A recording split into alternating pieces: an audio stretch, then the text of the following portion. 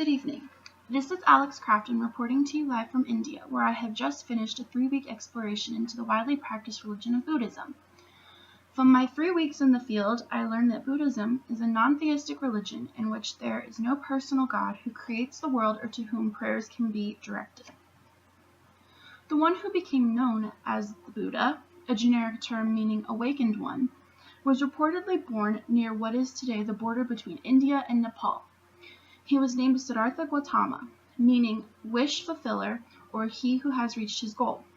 The foundation of Buddhism comes from the Buddha's teachings of the Four Noble Truths, those being life inevitably involves suffering, distress, and dissatisfaction.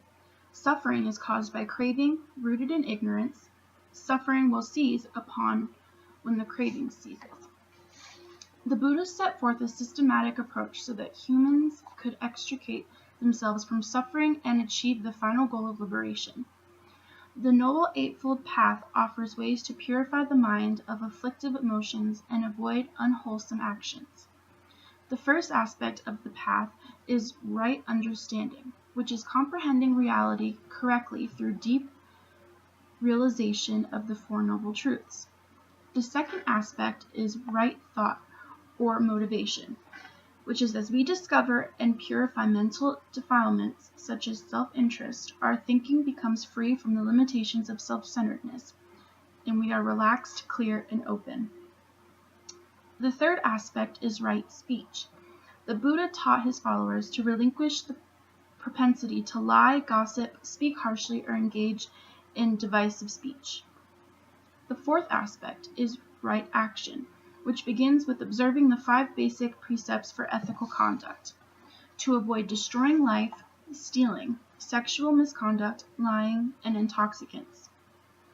The fifth aspect is right livelihood, making sure that one's way of making a living does not violate the 5 precepts.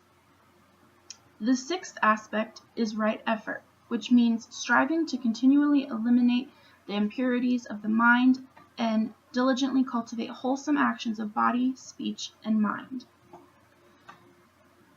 The seventh aspect is right mindfulness, meaning that the way to liberation requires discipline and cultivation of awareness moment to moment. The eighth and final aspect is right meditation, which applies mental discipline to quiet the mind and develop single-pointed concentration.